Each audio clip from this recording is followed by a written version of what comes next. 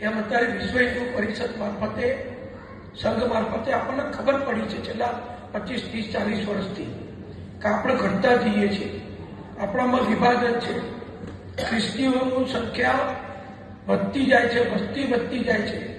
મુસલમાનો વળી એક જુદો વિષય છે. ખ્રિસ્તીના મુસલમાનના વિષયને બહુ સીધો સંપર્ક કરવાની, જોડવાની બહુ જરૂર નથી. બે અલગ વિષયો છે.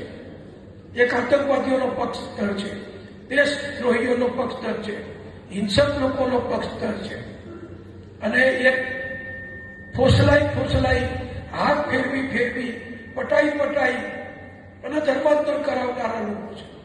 બેનું લક્ષ્ય તો એક જ છે કે હિન્દુઓ ઓછા કરવા, હિન્દુ ધર્મ ઉપર આપણે વર્ચસ્વ જમાવવું.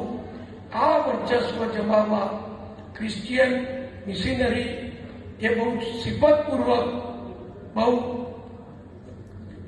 સલુકાઈથી એ ધર્મ પરિવર્તનનું કામ કરે છે.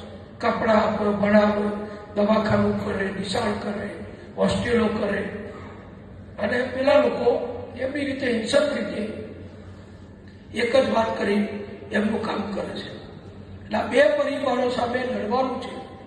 પણ બે પરિબળો સામે લડવાની સ્ટ્રેટેજી મારી દ્રષ્ટિઓ, હું બહુ મોટો અભ્યાસ ચિંતક નથી, પણ સામાન્ય બુદ્ધિથી કહું છું કે બેની સામે લડવાની આપણી સ્ટ્રેટેજી જુદી જુદી હોઈ શકે.